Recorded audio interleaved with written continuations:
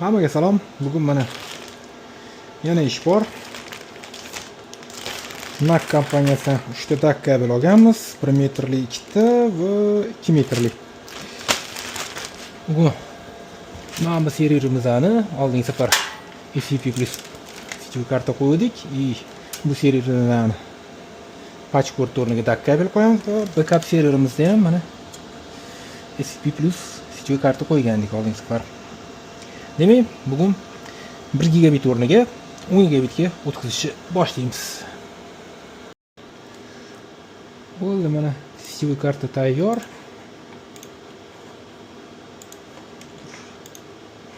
Bunga gigabit tezlik bor. Endi IP-sini bundan bu yoqqa to'g'irlatsak, bo'ldi. Shu bilan ish tayyor. Savol tug'iladi, nimaga SCP patch o'rniga DAC kabel ishlatiladi? Birinchidan, har bitta tomonga, ya'ni bitta connect uchun ikkita SCP olishimiz kerak.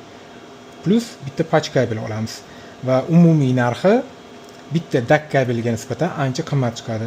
Bu birinchisi, narx qimmatroqligi. Ikkinchi tomondan, lokal, ya'ni yaqin joyga patch port ishlatgandan ko'ra DAC kabel ishlatish foydali tomoni. Masalan, SCP plus SCP shkali qiziydi. Qancha nagruska oshgan sari qizishni boshlayveradi. DAC kabellar umuman qizimaydi, chunki bu yerda qizishini nima sababdan qiziydi? Elektrik signallarni optik signalga, ya'ni lazerga aylantirib jo'natadi va qabul qiladi. Bu nur. Nur chiqarish uchun albatta energiya sarflanadi va qizishga olib keladi.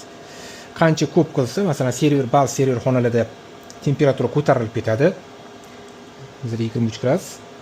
Bir xil joylarda 25, 30, даже 40 darajagacha ham ko'tarilib ketadi. Server xonada issiqligidan shuni ajoyida bu degradatsiyaga uchraydi SCP lar va o'z navbatida juda ham tez kuyishiga olib keladi.